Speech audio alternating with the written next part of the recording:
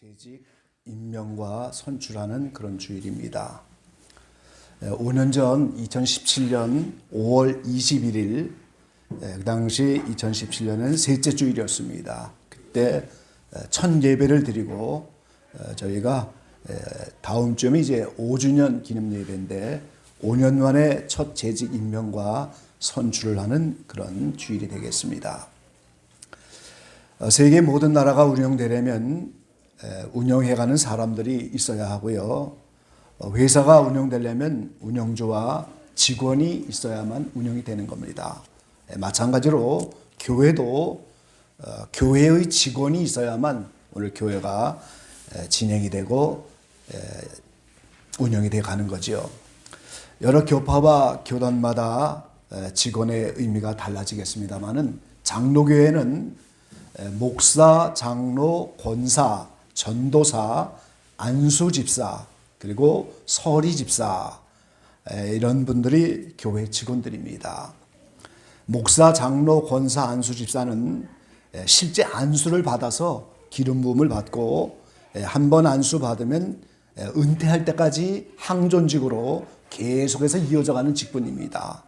그리고 이제 전도사는 시무하는 기간만 임명받는 것이고 서리집사는 임시 집사직으로 그렇게 진행이 되는 거죠. 그래서 오늘 직원들을 임명하고 뽑는 그런 주일입니다. 이 직원의 개념을 잘 이해하려면 우리가 교회 정치를 알아야 돼요. 그래서 오늘 저와 여러분이 이제 교회 직원을 임명하면서 세상으로 말하면 우리 교회가 행정부를 조직하는 거예요. 그래서 여러분이 교회 정치를 좀 이해를 하도록 그렇게 오늘 말씀을 전하려고 합니다. 많은 분들이 오해하기를 이 교회 정치가 마치 세상 정치를 본받아 하는 것처럼 착각을 하는데 그게 아니고요. 교회 정치를 본받아서 세상 정치들이 나타난 거예요.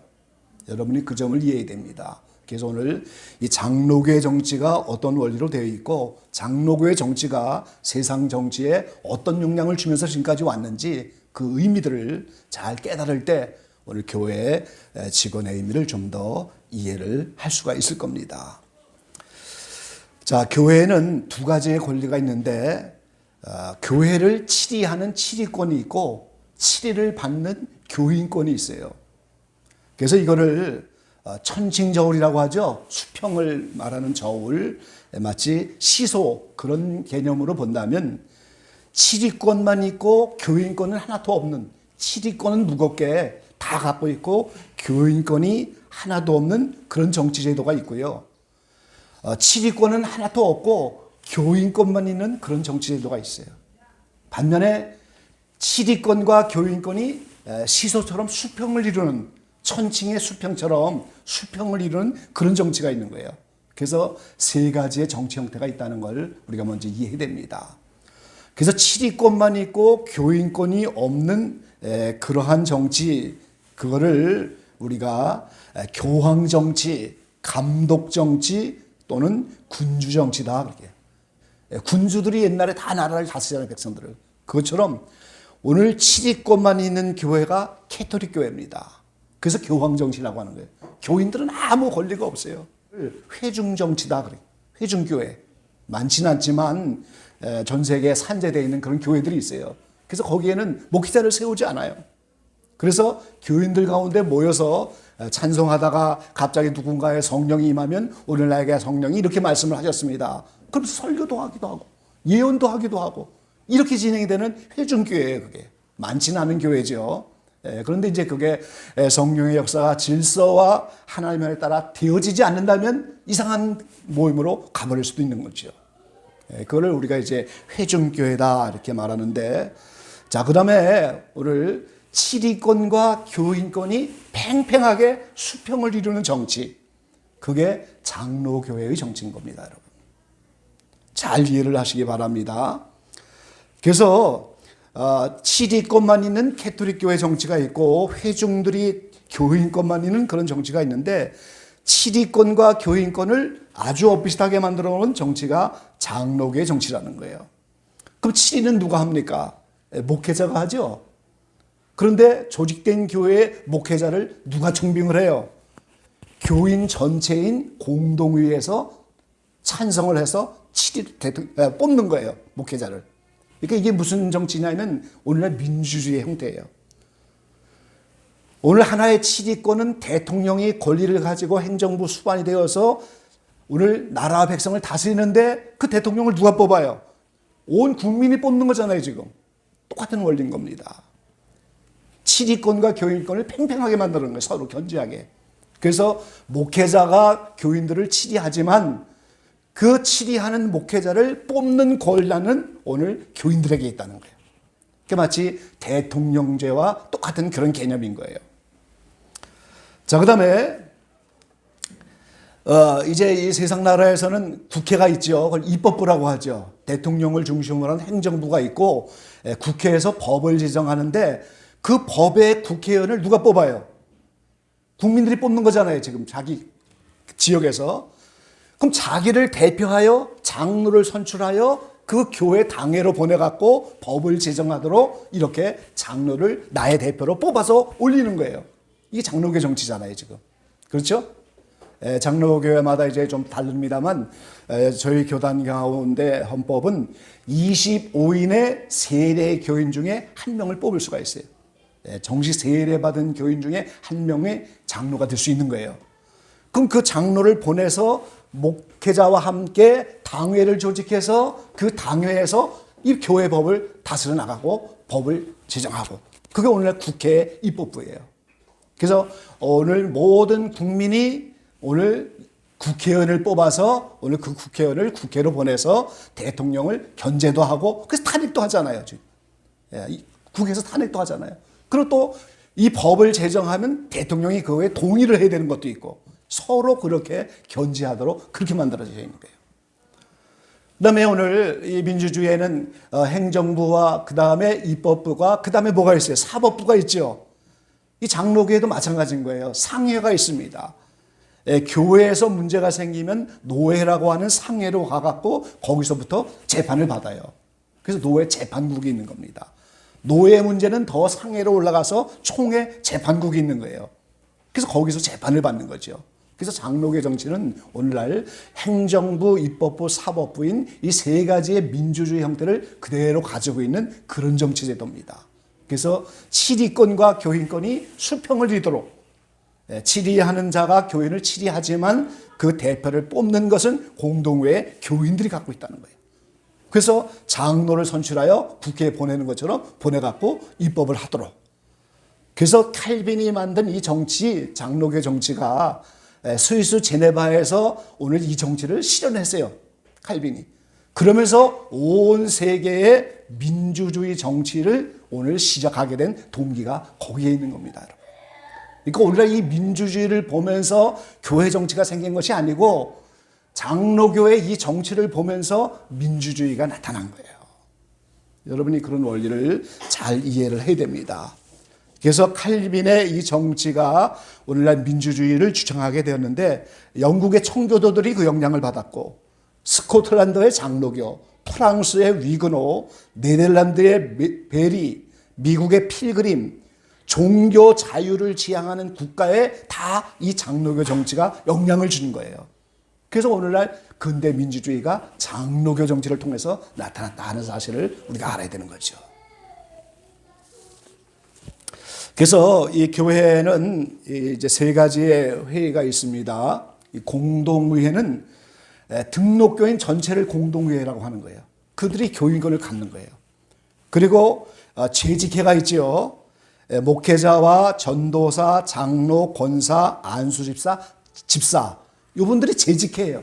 그게 오늘 행정부다 그 말이에요. 지금 교회를 이끌어가는 직원이다 이 말이에요. 대한민국을 행정부에서 이끌어 가잖아요 지금. 그래서 오늘 그런 행정부를 조직하는 것이 오늘 우리 교회에 오늘 직원을 임명하고 선출하는 날이라는 거예요. 잘 이해하시기 바랍니다. 예. 그래서 이 재직회가 이제 임명을 받고 선출이 되면은 당회와 함께 교회 예산을 협찬하고 실질적으로 교회를 운영해가는 오늘 주체가 되어지는 거죠. 그래서 오늘 임명받는 직원과 오늘 모든 직분자들은 지체의식을 가져야 되는 거예요. 이 성체계라고 하는 이곳에 나를 이렇게 세워서 오늘 행정구반을 마련한 것이구나. 그런 걸 잘 이해를 하면서 오늘 예배를 임해 주시면 좋겠습니다. 그래서 맡은 자들에게는 충성하라고 하는 말씀대로 충성을 해야 되고요. 그 다음에 이제 오늘 본문 가운데 말씀이 이러므로 우리가 이 같은 자들을 영접하는 것이 마땅하니 이는 우리로 진리를 위하여 함께 수고하는 자가 되게 하려 함이니라 그랬어요. 저희 교회는 진리를 위하여 추구하는 그런 교회로 세워진 교회입니다, 여러분. 디모데서에 말씀하신 것처럼 교회는 진리의 기둥과 터다 그렇게 말씀하셨지요. 교회의 기둥이 진리로 세워지지 않으면 교회가 아닌 거예요. 교회의 터가 예수 그리스도라고 하는 진리의 터 위에 세워지지 않으면 참된 교회가 아닌 겁니다. 교회는 오직 진리를 전파하기 위해서 세워진 것이 교회예요. 그래서 저희 교회 카페나 오늘 블로그에 들어가신 분들은 거기에 나와 있는 말들을 좀 보셨을지 모르겠어요. 이 마지막 때 진리의 거점이 되고 마지막 때 주님이 보시기에 진리의 마지막 보루가 되어지기를 원하는 교회, 그런 말을 제가 거기다 써놨던 거예요. 여기는 진리의 거점이 되기를 원한다는 거예요. 진리의 보루가 되기를 원한다는 거예요. 그럼 오늘 이 모든 직원에 해당하는 교회 직책자들은 어떻게 하겠어요? 그 진리를 위해서 함께 수고하는 자가 되는 것이다 이 말이에요 지금. 그래서 오늘 요한 사도가 이렇게 진리를 위해서 함께 수고하는 자들을 영접을 하라, 이렇게 귀한 자들이다 이렇게 말하고 있는 거예요 지금. 오늘 본문 가운데 요한삼서 1장 2절로 4절까지의 말씀을 우리가 함께 좀 보도록 합시다. 2절부터 4절까지 함께 읽어보겠습니다. 사랑하는 자여, 내 영혼이 잘된 같이 내가 범사가 잘되고 강건하기를 내가 간구하노라. 형제들이 와서 내게 있는 진리를 증거하되 내가 진리 안에서 행한다 하니 내가 심히 기뻐하노라. 내가 내 자녀들이 진리 안에서 행한다 함을 듣는 것보다 더 즐거움이 없도다. 아멘. 요한 3서를 누가 쓰셨어요? 사도 요한이 썼잖아요. 예수님의 12제자 가운데 다른 제자들은 다 선교지로 보내서 이제 순교를 당하고 마지막 한 분 남은 요한 사도가 반모섬에 유배되기도 하고 그러면서 요한계시록을 받아 말씀하는 그 요한 사도가 끝까지 남아서 이 진리를 요한 1, 2, 3서를 쓰는 거예요 지금. 그 사도 요한의 심정을 우리가 한번 생각해 보세요. 노년에 이제 나이가 많이 먹어서 오늘 주님이 주신 말씀대로 너희가 서로 사랑하라 이렇게 권면 한마디만 해도 그 권면을 듣는 사람들이 다 눈물을 흘리면서 사랑하지 못한 걸 회개하면서 그런 영성의 사람들이 불같이 일어나는 그런 시대였습니다, 여러분. 그 사도가 예수님이 이 땅에 오신 곧 예수님은 진리 자체인데 진리를 만나봤고 목격했고 그분이 부활 승천한 걸 보았고 그 부활의 증이 되어서 마지막 요한계시록 쓰고 요한 1, 2, 3서 쓰면서 그 요한 사도가 얼마나 영성이 뛰어났겠어요. 그러니까 오늘 사랑하는 자들을 만나서 너희가 예수님이 말씀하신 것처럼 서로 사랑해야 된다. 그 한마디 권면에 눈물을 쏟으면서 사람들이 회개하고 그렇게 했다는 거예요. 그런 요한 사도의 마음이 곧 예수님의 마음인 거예요, 여러분. 그 요한 사도의 마음이 오늘 이 말씀을 주신 하나님의 마음이신 거예요, 여러분. 그럼 요한 사도가 어떻게 말씀하고 있어요? 내게 있는 진리를 증거하되 진리 안에서 행한다 하니 기뻐하노라. 진리를 증거해야 되고 그 진리를 증거하며 진리대로 살지 않으면 안 되는 것이고 진리를 증거하면서 진리대로 살아가는 것을 기뻐한다, 이렇게. 그게 사도 요한의 마음이고 곧 예수님의 마음인 거예요, 여러분. 그래서 진리는 타협할 수가 없는 거예요. 그래서 진리를 추구하는 사람들은 외로운 길을 갈 수밖에 없는 거예요. 그 시대 많은 선지자들 가운데서 사람들에게 오해받고 세상과 어울릴 수 없어 그런 선지자의 길을 갔던 사람이 다 진리를 사수하고 하나님의 말씀을 사수하려고 그런 길을 갔던 거거든요. 그러니까 오늘 이 시대에 참된 진리의 말씀이라면 타협을 할 수가 없어요. 그러니까 외로운 길을 가야 되는 거예요. 그럼에도 불구하고 그 진리를 증거하고 진리대로 행한다고 하는 그거를 기뻐한다고 말씀하세요. 4절 또 그렇게 말씀하시죠. 내가 내 자녀들이 진리 안에서 행한다 함을 듣는 것보다 더 즐거움이 없도다. 그 사도 요한이 아무아무 에베소 교회 교인들이 진리대로 행하고 있다고 하는 그런 말을 듣는 것보다 더 이상의 즐거움이 없다고. 이게 바로 예수님의 마음이고 하나님의 마음인 거예요, 여러분. 그래서 적어도 저희 교회가 진리를 추구하고 진리의 마지막 보루가 되기를 원하고 진리의 거점이 되기를 원하는 그런 교회라고 한다면 오늘 함께 뽑히는 모든 직원들이 함께 진리를 위해서 수고하는 자가 돼야 마땅하다는 거예요. 진리를 깨달아야 하기를 힘써야 하는 것이고 진리대로 살기를 애써야 되고 그게 곧 진리 대신 예수님을 따라가는 길이기 때문에. 제가 5년 전에 성체교회를 개척하면서 주님께 받은 이름은 시타델입니다, 여러분. 시타델. 오래전에 한국의 상선 하나가 소말리아에 가서 해적들에게 붙잡혔어요. 해적에게 붙잡혀갖고 이제 그 배 한 선원들의 몸값을 요구하려고 소말리아 사람들이 이제 그 배를 붙잡았는데 그런 사건이 비슷하게 2번 일어났어요, 한국 배가. 근데 배 하나에는 피난처가 있었어요. 근데 배 하나에는 피난처가 없었어요. 어려운 일을 당할 때 그 배의 은밀한 곳에 피난처를 만들어 갖고 그 모든 선원들이 다 글로 피해버리는 거예요. 그 선원들이 다 없으면 배를 운영할 수가 없잖아요, 지금. 그렇잖아요. 근데 이걸 두꺼운 철판으로 만들어 갖고 소말리아 해적들이 아무리 기관총을 쏴도 그 벽을 뚫을 수가 없는 거예요. 그 피난처 안에 일주일 정도 먹을 양식과 본국 한국에다 연락할 수 있는 무전장치와 이런 것들이 다 구비되어 있는 거기가 피난처였는데 배 하나는 그게 준비되어 있었고 한 준비가 안 된 거예요. 그러니까 준비되지 않은 배는 어떻게 됐어요? 그대로 끌려갔죠. 근데 준비된 배는 어떻게 됐어요? 빨리 본국에 연락해서 오늘 해군들의 도움으로 구출이 됐단 말이죠. 그 뱃속에 은밀하게 준비해온 그 피난처를 영어로 시타델이라고 하는 거예요, 여러분. 이해가 되십니까? 그 주님이 교회 이름을 시타델이라고 주는 거예요. 제가 그 시타델이라는 의미를 그 배 사건이 일어난 얼마 후에 복음신보에 칼럼을 썼거든요. 그래서 시타델의 의미를 제가 알았어요.